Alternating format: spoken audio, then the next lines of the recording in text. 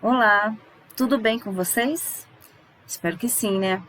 No vídeo anterior, nós assistimos uma aula sobre estatística descritiva e aí começamos a introduzir o conceito de estatística univariada. Hoje eu trago para vocês um pouco mais de estatística univariada, só que voltado para variáveis qualitativas. Vamos aprender?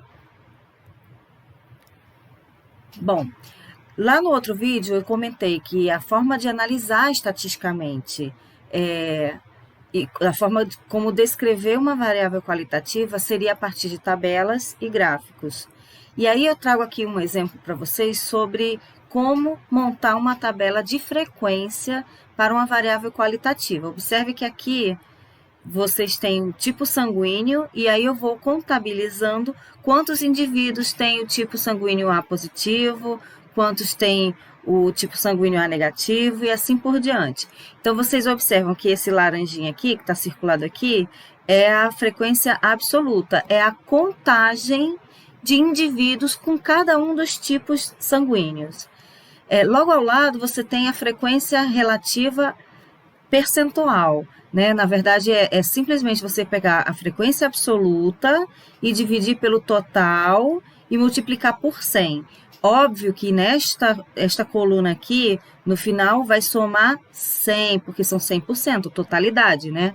Logo do lado, você tem a frequência acumulada, que é você pegar a frequência absoluta e ir somando as categorias subsequentes.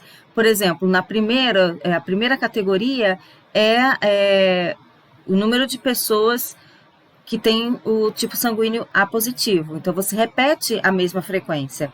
Só que logo depois você vai somando o número de pessoas com tipo sanguíneo A positivo, mais o número de pessoas com A negativo, e no terceiro valor é A positivo mais A negativo mais B positivo, e assim por diante. Você vai acumulando, certo? Na frequência ao lado, que é a última frequência que a gente vai analisar, é a frequência acumulada percentual, que é calculado da mesma forma como eu calculei a primeira frequência percentual, tá? Que você vai pegar a frequência acumulada e dividir pelo total, certo? Ou você vai pegar a frequência percentual, frequência relativa percentual, e fazer o mesmo procedimento de acumular as frequências. Vai dar o mesmo valor. Só que aqui não tem nem essa frequência acumulada, nem a frequência acumulada percentual. Vai aparecer o total aqui na linha do total.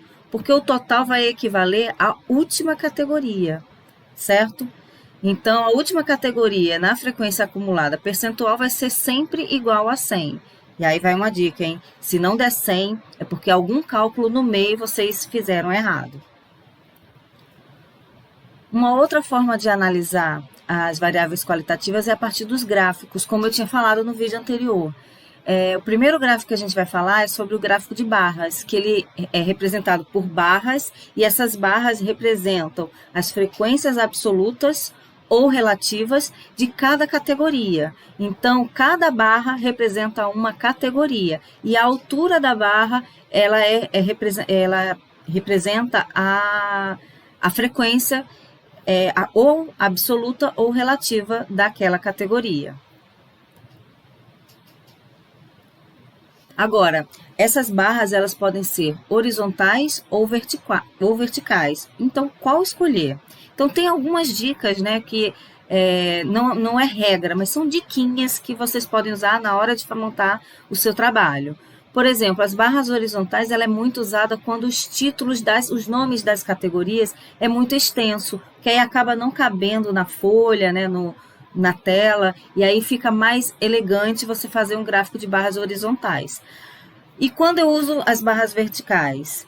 É muito usado quando eu tenho uma variável qualitativa ordinal. Lembra que eu falei que o tipo de variável impacta no tipo de análise que eu vou fazer? Olha aí, já começou. Uma boa dica. Se você tem a variável qualitativa ordinal, prefira verticais. Agora, claro, né, gente? As categorias têm que estar ordenadas. Não adianta você ter uma variável ordinal sem colocar as categorias em ordem, que aí não facilita muito se você ordenar as categorias. para o leitor que está vendo, está analisando o seu gráfico. Gráfico de setores ou gráfico de pizza. Ele também representa frequências, também é um gráfico de frequências, e cada fatia é uma categoria, cada setor circular é uma categoria da variável, e a soma de todas as frequências percentuais tem que sempre dar igual a 100. Só que a gente tem que tomar muito cuidado com a escolha desse tipo de gráfico. Primeira dica, sempre coloque o percentual próximo da fatia do gráfico. Além disso, evitar gráficos com muitas categorias, porque aí atrapalha na visualização. Quer ver como um exemplo?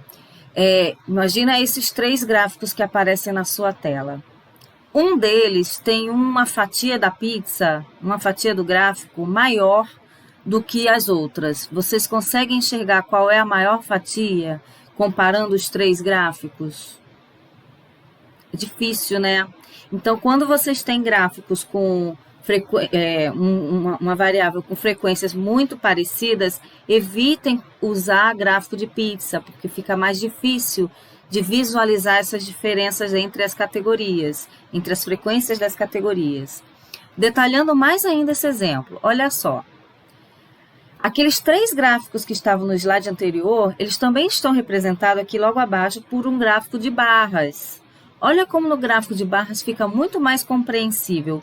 As diferenças entre as frequências fica muito mais nítido. Então, nesses casos em que você tem frequências parecidas, é sempre aconselhável usar um gráfico de barras, porque você percebe essas diferenças mais rapidamente, e aí você ajuda o seu leitor a analisar o seu gráfico. Erros comuns no gráfico de pizza.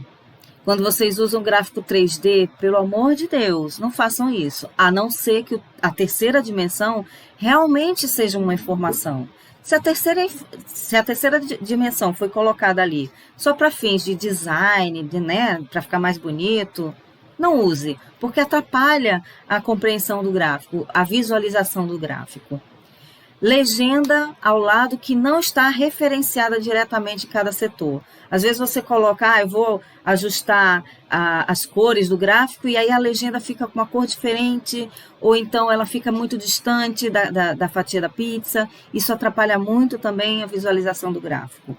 Às vezes as pessoas fazem muito gráfico de pizza, só que por algum erro, não sei porquê, as porcentagens não somam 100. Então, a pizza, pensa, gente, a pizza toda representa o todo da sua variável. Então, o todo é sempre representado por 100%. Então, se as porcentagens não somam 100, tem algum erro nesse gráfico.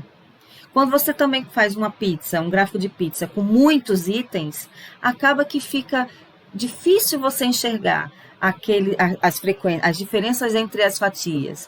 Também atrapalha muito. Muitas categorias para um gráfico de pizza também não é legal.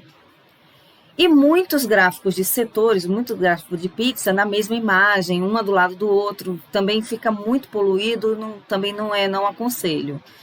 Então, esses são os erros comuns para os gráficos de pizza, que prestem atenção, que são dicas valiosas. E aí, por hoje é só, por hoje não, neste vídeo é só. No próximo vídeo eu vou detalhar também a análise univariada voltado para as variáveis quantitativas. Não deixem de assistir.